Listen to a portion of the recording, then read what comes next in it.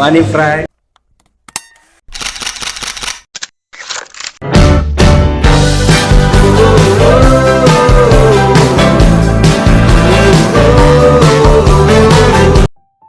Hi guys, welcome back to my YouTube channel. ನಾನು ನಿಮ್ಮ ನಂದಿನಿ ಪ್ರದೀಪ್. ಹೇಗಿದ್ದೀರಾ ಎಲ್ಲರೂ? I hope all are doing great.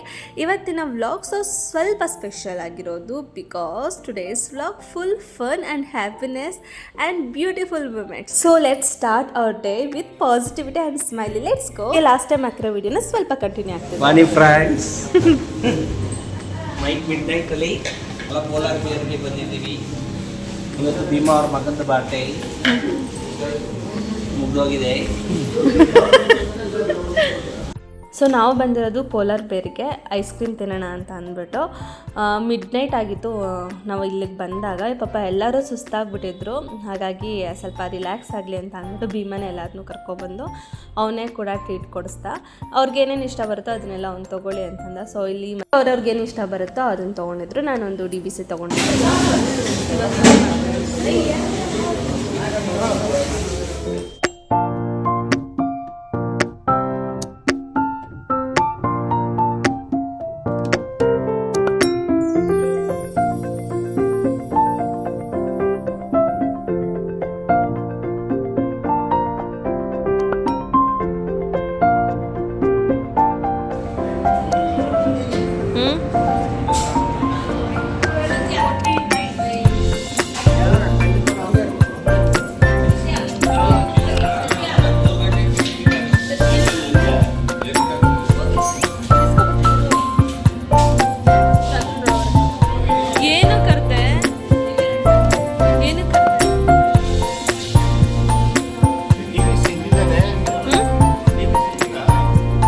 Ice cream ತಿನ್ಕೊಂಡು ಹೋಗಿದ್ದು ಲೇಟ್ ಆಗಿದ್ದಕ್ಕೆ ಸೊ ಮನೇಲಿ ಎಲ್ಲರೂ ಮಲ್ಕೊಬಿಟ್ಟಿದ್ರು. ಹಾಗೆ ನಾವೇ ಅಷ್ಟೇ ಎಚ್ಚರ ಇದ್ದಿದ್ದು.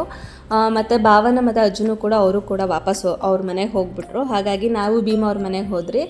ಅಲ್ಲಿ 3 ಗಂಟೆ ಗಂಟನೂ ಮಾತಾಡ್ಕೊಂಡು ಕೂತ್ಕೊಂಡ್ರಿ. ಸೊ 3 ಗಂಟೆ ಎಲ್ಲ ಆದಮೇಲೆ ಫುಲ್ಲು ನಿದ್ದೆ ಬಂದಿತ್ತು. ನಿದ್ದೆ ಮಾಡ್ತಿದ್ರೆ 5 ಗಂಟೆಗೆ ಶಾಂಭವಿಗೆ ಸ್ಟಮಕ್ ಪೇನ್ ಆಯಿತು. ಹಾಗಾಗಿ ಅವಳನ್ನ ಹಾಸ್ಪಿಟಲ್ಗೆ ಕರ್ಕೊಬಂದು ಅವಳಿಗೆಲ್ಲ ಡ್ರಿಪ್ಸ್ ಹಾಕಿ ಬೇಕೋ ಅದನ್ನೆಲ್ಲ ಮೆಡಿಸಿನ್ ಎಲ್ಲ ಬರ್ಕೊಟ್ರು. ಸೊ ಅಲ್ಲೇ ನಾವು 2 ಅವರ್ಸ್ ವೆಯ್ಟ್ ಮಾಡಿದ್ದೀವಿ. ಭೀಮಂಗೆ ಸ್ವಲ್ಪ ಸುಸ್ತಾಗಿರೋದ್ರಿಂದ ಪಾಪ ಅವನಲ್ಲೇ ನಿದ್ದೆ ಮಾಡಿಬಿಟ್ಟಿದ್ದ.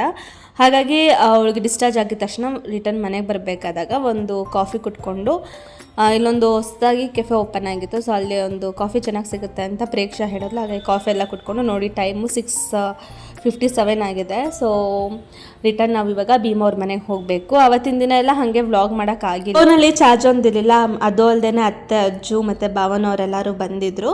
ಹಾಗೆ ಅವರು ನಾಳೆನೂ ನಮ್ಮ ಮನೆಗೆ ಬನ್ನಿ ಅಂತ ಅಂದ್ಬಿಟ್ಟು ಕರೆದ್ಬಿಟ್ಟು ಹೋಗಿದ್ರು. ಹಾಗೆ ನಾಳೆ ಭಾವನವ್ರ ಮನೆಗೆ ಹೋಗಬೇಕು. ಇವಾಗ ಹೋಗ್ತಾ ಇದ್ದೀವಿ.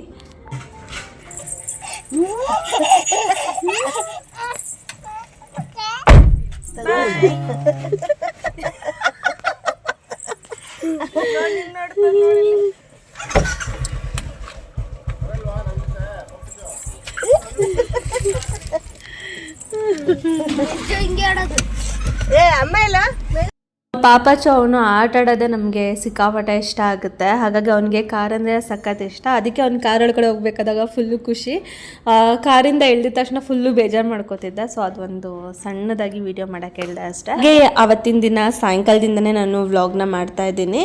ಅದೇ ಅವತ್ತಿನ ದಿನನೇ ವ್ಲಾಗು ಕಂಟಿನ್ಯೂ ಆಗ್ತಿದೆ. ಚಾರ್ವಿಗೆ ಇವತ್ತು ಇನ್ಸ್ಟಾಗ್ರಾಮ್, ಯೂಟ್ಯೂಬ್ ಮತ್ತು ಫೇಸ್ಬುಕ್ಕಲ್ಲೆಲ್ಲ ಫುಲ್ಲು ಟ್ರೆಂಡ್ ಆಗಿರೋಂಥ ಕಾಂತಾರ 2 ರುಕ್ಮಿಣಿ ವಸಂತ್ ಅವ್ರ ಥರ ರೆಡಿ ಆಗಬೇಕು ಅಂದರೆ ರೆಡಿ ಮಾಡಬೇಕು ಅಂತ ಅಂದ್ಬಿಟ್ಟು ಅವಳಿಗೆ ಎಲ್ಲರೂ ಸೇರ್ಕೊಂಡು ರೆಡಿ ಮಾಡ್ತಾಯಿದ್ದೀವಿ. ಅದರಲ್ಲಿ ಅವಳಿಗೆ ಸೀರೆ ಉಡ್ಸೋದು, ಅವಳು ಇನ್ನೂ ಪುಟ್ಟಣಿಗಿದ್ದಾಳೆ. ಅವಳಿಗೆ ಸೀರೆ ಉಡ್ಸೋದು ತುಂಬಾ ಕಷ್ಟ ಆಯಿತು.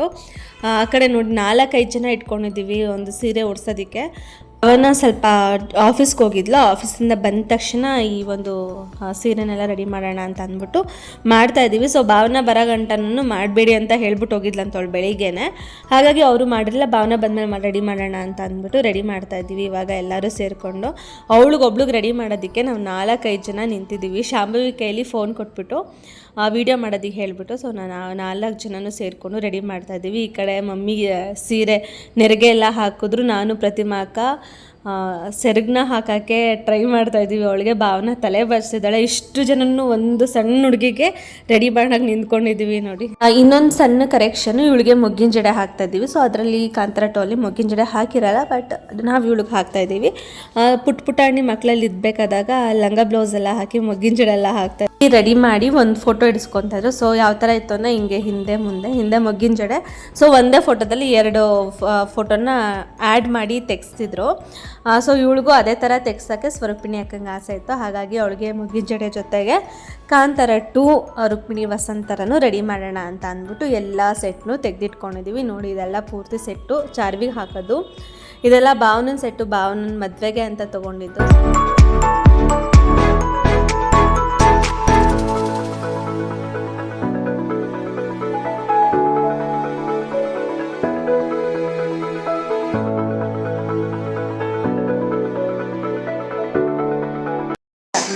ನಿಮ್ಮ ಮಮ್ಮಿ ನೀನು ಹಂಗೆ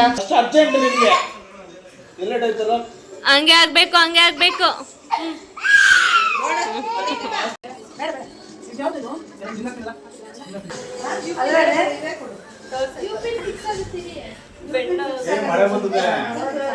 ನನ್ ತೆಗಿಬೇಡ, ಇದನ್ನ ಮಾತ್ರ ತೆಗಿ. ಹಿಂಗಿನ ತಗೋ ಶಾಂಪು, ಹಿಂಗಿನ ತಗೋ. ಇದು ಮೊಗ್ಗಿನ ಜಡೆ ವೀಡಿಯೋನ ಮಾಡ್ತಾ ಇದ್ದೀನಿ. ಎಷ್ಟು ಚೆನ್ನಾಗಿ ಕಟ್ಟಿದಾರಲ್ಲ. ಮೊಗ್ಗಿನ ಜಡೆ ಅಂದ್ರೆ ಒಂಥರ ಖುಷಿ ಆಗುತ್ತೆ ನೋಡೋದಕ್ಕೆ. ಈಗ ಆಲ್ಮೋಸ್ಟ್ ಯಾರೂ ಹಾಕೋದಿಲ್ಲ, ಅಂದರೆ ಮದುವೆಗಳಲ್ಲಿ ಯಾರೂ ಹಾಕೋದಿಲ್ಲ. ಎಲ್ಲೋ ಕೆಲವೊಬ್ಬರು ಹಾಕ್ತಿರ್ತಾರೆ ಅಷ್ಟೇ. ಇವಾಗೆಲ್ಲ ಮೊಗ್ಗಿನ ಜಡೆನೆಲ್ಲ ಜಡೆ ಬಿಲ್ಲೆಗೆಲ್ಲ ಹೂವಿನ ಡೆಕೋರೇಷನ್ ಮಾಡಿ ಹಾಕಿರ್ತಾರೆ. ಇವಳು ಚಾರಿ ವಿಷಯಕ್ಕೆ ಹೇಳಕ್ಕೆ ಬಂತು ಅಂದರೆ ಫುಲ್ಲು ಸುಸ್ತಾಗ್ಬಿಟ್ಟಿದ್ಲು ಅವತ್ತಿನ ದಿನ. ಫುಲ್ಲು ನಿದ್ದೆ ಅಂದರೆ ನಿದ್ದೆ ಅವಳಿಗೆ. ಬರೀ ಆಕ್ಲಿಸೋದು ಇಲ್ಲ ಸಪ್ಪಗೆ ನಿಂತ್ಕೊಳ್ಳೋದು ಈ ಥರ ಮಾಡ್ತಿದ್ಲು. ಅವಳೆಲ್ಲ ಪೂರ್ತಿಯಾಗಿ ರೆಡಿ ಎಲ್ಲ ಆದಮೇಲೆ ಫುಲ್ಲು ಆ್ಯಕ್ಟಿವ್ ಆಗಿಬಿಟ್ಲು. ನಾವು ಹೆಂಗೆ ಹೇಳ್ತೀವೋ ಆ ಥರ ಪೋಸ್ ಎಲ್ಲ ಕೊಡೋಕ್ಕೆ ಸ್ಟಾರ್ಟ್ ಮಾಡಿದ್ಲು.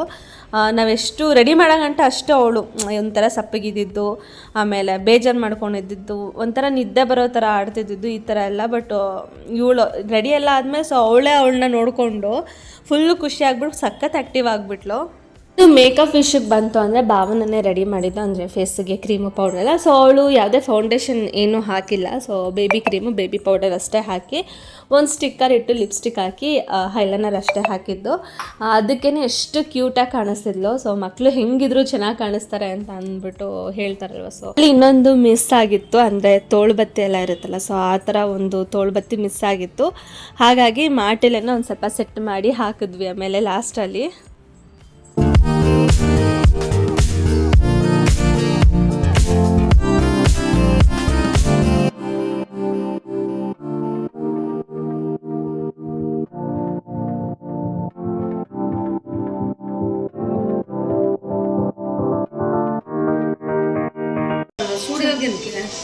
ಅಲ್ಲ ನಾನು ಜೋಕ್ ಕೊಡಮ್ಮ. ಯಾಕೋ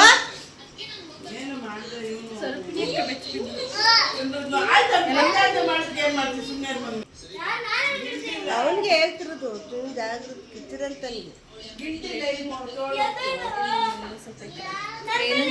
ನನ್ ಕಮ್ರ ಆಯ್ತಂತಲ್ಲ. ಇವಳ ಹತ್ರ ಐತ್ ನೋಡು ನಂದಿನಿ. ಶಾಲಿನಿ ನಂದಿನಿ ಪ್ರತಿಮನ ಹತ್ರ ಬ್ಲಾಕ್ ಕಲರ್ ಸ್ವಲ್ಪ ದೊಡ್ಡದಾಗ ಐತ್ ನೋಡು. ಇದ್ರ ಮೇಲೆ ಒಂಚೂರು ಕಿತ್ತು ಬ್ಲಾಕ್. ನನ್ನ ಫೋನಲ್ಲೂ ಸ್ನ್ಯಾಪಲ್ಲೇ ಸ್ವೀಟ್ ಆರ್ಟ್.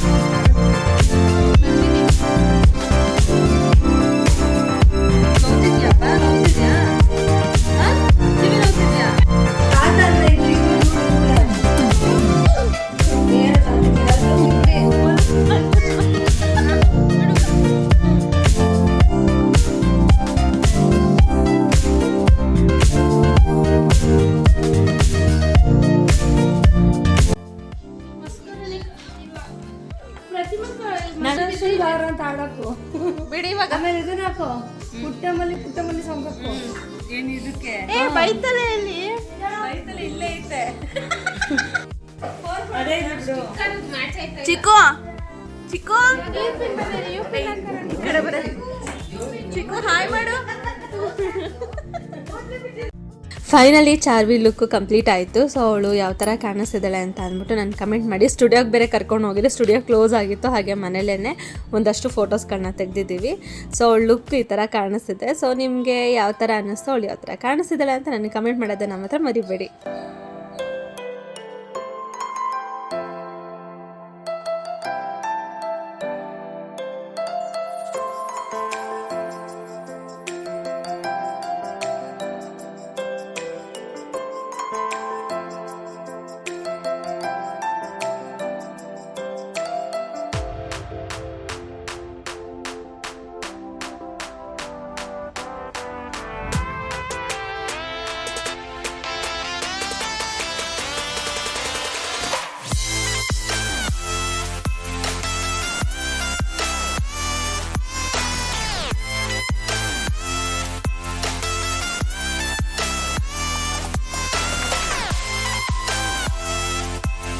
ಇವಳು ರೆಡಿ ಆಗೋದಲ್ದೇ ಅಂದರೆ ಆ ಒಂದು ಮೊಗ್ಗಿನ ಜಡನ ಎಷ್ಟೊಂದು ಗಂಟೆ ಇಟ್ಕೊಂಡಿದ್ಲು ಅಂದರೆ. ಸೊ ಸಂಜು ಅಣ್ಣ ಮತ್ತು ಅಜ್ಜು ಅವರೆಲ್ಲ ಬರೋದು ತುಂಬಾ ಲೇಟ್ ಆಗುತ್ತೆ. ಅಜ್ಜು ಬೇಗ ಬಂದುಬಿಡ್ತಾನೆ, ಆದರೆ ಸಂಜು ಅಣ್ಣ ಬರೋದು ಲೇಟ್ ಆಗುತ್ತೆ. ಚಾರ್ವಿಗೆ ಮಾಮ ಆಗಬೇಕು ಇವರಿಬ್ಬರು. ಸೊ ಅವರಿಬ್ಬರು ಬರೋ ಗಂಟನೂ ವೆಯ್ಟ್ ಮಾಡಿ ಆಮೇಲೆ ಅವಳು ಇದನ್ನೆಲ್ಲ ರಿಮೂವ್ ಮಾಡಿದ್ದು. ಸೊ ಅದು ಸಖತ್ ವೆಯ್ಟ್ ಇರುತ್ತೆ ಅದು ಮೊಗ್ಗಿನ ಜಡೆ. ನಮಗೇನೆ ಒಂದು ಮದುವೆ ಟೈಮೆಲ್ಲ ಹಾಕೋಬೇಕು ಅಂದರೆ ತುಂಬಾ ವೆಯ್ಟ್ ಆಗ್ತಿರುತ್ತೆ. ಸೊ ಕತ್ತೆಲ್ಲ ನೋವು ಬಂದುಬಿಟ್ಟಿರುತ್ತೆ. ಆ ಒಂದು ಇದರಲ್ಲೂ ಕೂಡ ಅವಳು ತಡೆದಿಟ್ಕೊಂಡಿದ್ಲು.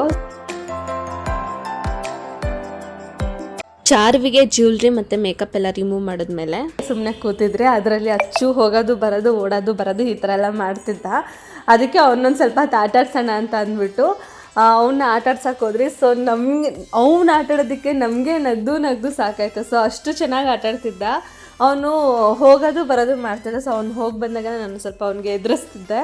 ಅವನು ಸಕ್ಕತ್ತಾಗಿ ಎದುರ್ಕೋತಿದ್ದ.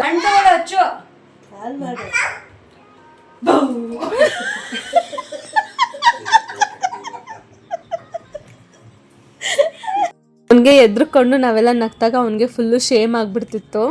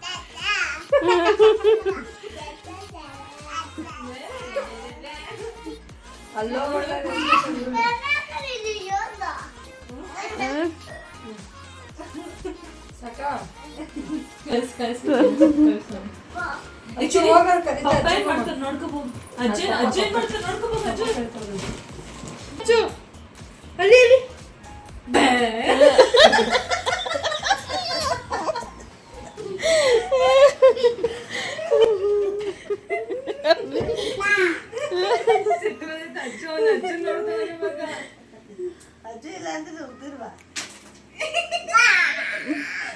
ಬಂದ್ಬಿಟ್ಟು ನೋಡಕ್ಕೆ ನುಂಗ್ಕೊಬಿಟ್ಟ. ಅಚ್ಚು ತಗೋ, ಮಮ್ಮಿ ಕೊಡು ಬೋನಿ ನನಗೇನು ತಗೋ.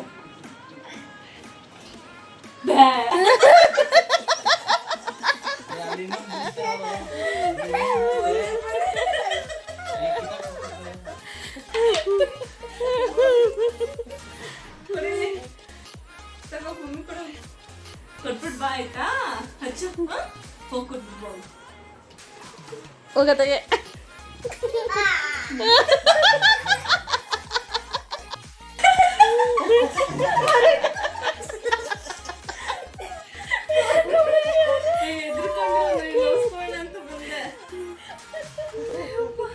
ಹೋಗಿದ್ ಬರೋದು, ಹೋಗಿದ್ ಬಾ.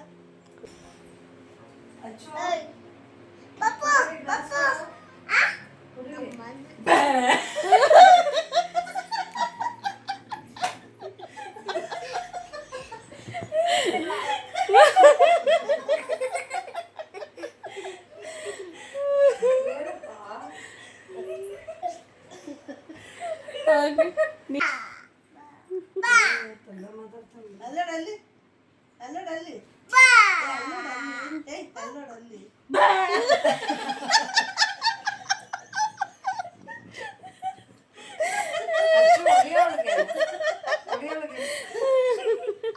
ಅಚ್ಚು ಜೊತೆ ಕಳೆದಿರೋಂಥ ಕ್ಷಣಗಳು ತುಂಬಾ ಫನ್ನಿ ಆಗಿತ್ತು. ಹಾಗೆ ಇವತ್ತಿನ ವ್ಲಾಗ್ ಇಲ್ಲಿಗೆ ಎಂಡ್ ಮಾಡ್ತಾ ಇದ್ದೀನಿ. ಇನ್ನಷ್ಟು ವೀಡಿಯೋಗಳ ಜೊತೆ ನಾನು ಮುಂದೆ ಬರ್ತಾ ಇರ್ತೀನಿ. ಇನ್ನು 1K ಸಬ್ಸ್ಕ್ರೈಬರ್ ಆಗೋದಕ್ಕೆ ತುಂಬ ತಡ ಅನಿಸಲ್ಲ. ಸೊ ನೀವೆಲ್ಲರೂ ಸಪೋರ್ಟ್ ಮಾಡಿದ್ರೆ ಆದಷ್ಟು ಬೇಗ ನಾನು ರೀಚ್ ಆಗ್ಬೋದು. ಏನಾದರೂ ಈ ವಿಡಿಯೋ ಇಷ್ಟ ಆಗಿದ್ರೆ ದಯವಿಟ್ಟು ಒಂದು ಲೈಕ್ ಮಾಡಿ, ಹಾಗೆ ಶೇರ್ ಮಾಡಿ, ಸಬ್ಸ್ಕ್ರೈಬ್ ಮಾಡಿ ಈ ಚಾನಲ್ನ. ಹಾಗೆ ನಾನು ನಿಮ್ಮ ನಂದಿನಿ ಪ್ರದೀಪ್. ನಿಮ್ಮ ಪ್ರೀತಿ ವಿಶ್ವಾಸ ಸದಾ ನನ್ನ ಮೇಲೆ ಯಾವಾಗಲೂ ಇರಲಿ. ಹಾಗೆ ನನಗೆ ಆದಷ್ಟು ಬೇಗ ನನ್ನ ಗೋಲ್ನ ರೀಚ್ ಆಗೋದಕ್ಕೆ ಸಪೋರ್ಟ್ ಮಾಡಿ. Thank you so much. Love you all. Bye.